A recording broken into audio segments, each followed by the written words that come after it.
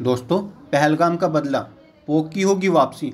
भारत के प्लान से पाकिस्तान में है दहशत। दोस्तों आज आपका फिर से स्वागत है हमारे आज के एपिसोड नंबर 5 में मर्डर मिस्ट्री में। दोस्तों आइए जानते हैं क्या है पूरी जानकारी और क्यों पाकिस्तान में इतनी ज़्यादा दहशत हो गई है, उनको पानी के भी लाले पड़ रहे हैं। दोस्तों पहलगाम आतंकी हमले के बाद भारत पोक में आतंकवादी ठिकानों को नष्ट करने की योजना बना रहा है। पाकिस्तानी आतंकवादियों की गर्दन तोड़ने के लिए फुल प्रूफ प्लान तैयार किया गया है।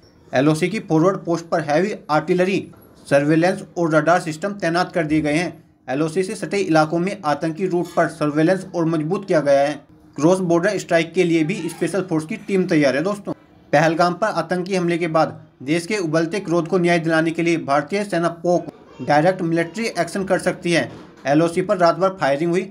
भारत की बैलिस्टिक मिसाइलें रेडी टू अटैक मोड में आ गई हैं। बड़े एक्शन से पहले उत्तर भारत के एक इलाके का एयर स्पेस बंद कर दिया गया है। दोस्तों आपको बता दें कि पोक आतंक का गढ़ है। सारे आतंकी लॉन्च पैड पोक में है। पोक के एक एक आतंकी लॉन्च पैड की पूरी जानकारी भारत की खुफिया एजेंसियों और सेना को मिल चुकी है। दोस्तों पोक में आतंकियों के कम से कम 17 ट्रेनिंग और 37 बड़े लॉन्च पैड्स हैं।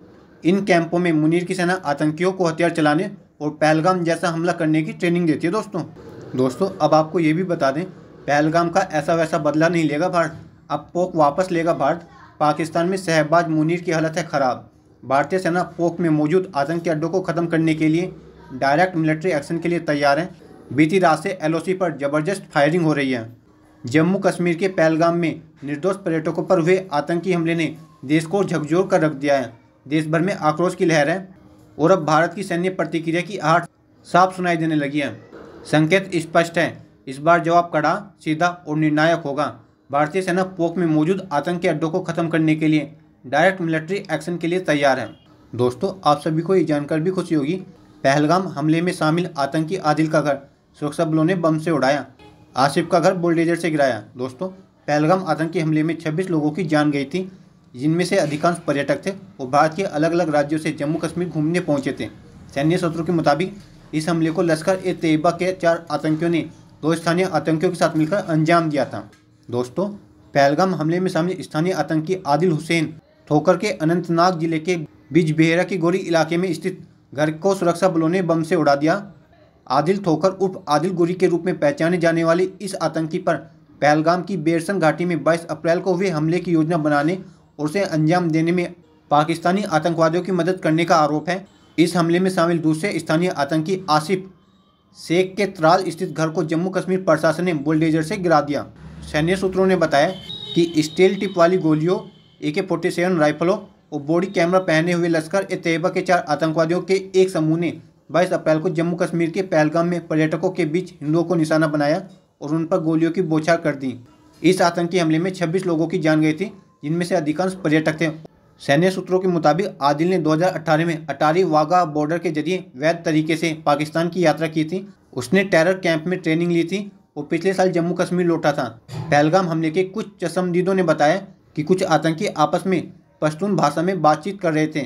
सूत्रों ने इस बात पर जोर दिया कि हमले में शामिल सभी आतंकवादी पाकिस्तान स्थित आतंकी संगठन लश्कर ए तैयबा के हैं। TRF ने भी इस हमले की जिम्मेदारी ली है। उन्होंने कहा कि TRF लश्कर ए तैयबा का एक मुखौटा आतंकवादी संगठन है। इसका इस्तेमाल हमले को एक स्वदेशी समूह के रूप में दिखाने के लिए किया गया। दोस्तों आतंकवादी काफ़ी पहले घुसपैठ कर चुके थे। यह भी माना जा रहा है कि आतंकवादी काफ़ी पहले ही घुसपैठ करके जम्मू कश्मीर में आ गए थे और उनकी योजना प्रधानमंत्री नरेंद्र मोदी की 19 अप्रैल की कटरा यात्रा के दौरान हमला करने की थी, जिसे बाद में किसी कारण से उन्होंने रद्द कर दिया था। सूत्रों ने इस बात से भी इनकार कर दिया कि यह हमला किसी खुफिया एजेंसी के अधिकारियों के समूह को निशाना बनाने के लिए किया गया था।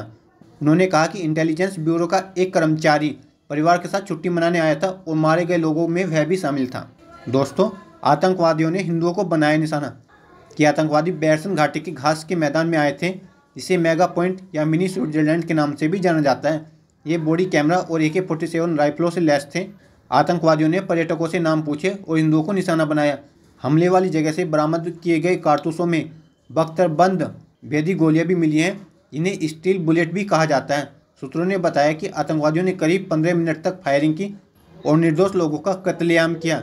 आतंकवादी समूह ऐसे हमले को आमतौर पर 6 सदस्यों के साथ अंजाम देते हैं और यह संभव है कि पहलगाम हमले में 1 या 2 और आतंकी शामिल हो जो निगरानी के लिए तैनात हों। सुरक्षा बलों ने आतंकवादियों की तलाश के लिए बड़े पैमाने पर अभियान शुरू किया है।